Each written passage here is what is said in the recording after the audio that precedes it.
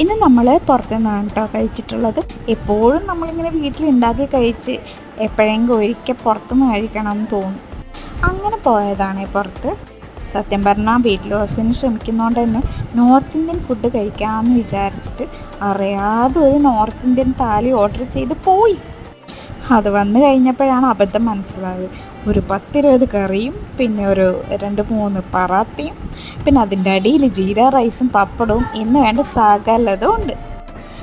ഫുഡിനെ പറ്റി പറയാനാണെങ്കിൽ ഫുഡൊക്കെ നല്ല അടിപൊളിയായിരുന്നു. ഇതെന്താണ് കറിയെന്ന് എനിക്ക് മനസ്സിലായിട്ടില്ല. പിന്നെ മറ്റേ ദാൾ, പിന്നെ തേർഡ് വൺ അതായത് ആലു, പിന്നെ നമ്മുടെ പട്ടാണിക്കടലയില്ലേ അതൊക്കെ വെച്ചിട്ടൊരു കറി. പിന്നെ ഇത് വെജിറ്റബിളിൻ്റെ എന്തോ ആണ്, ശരിക്കും അത് മനസ്സിലായിട്ടില്ല.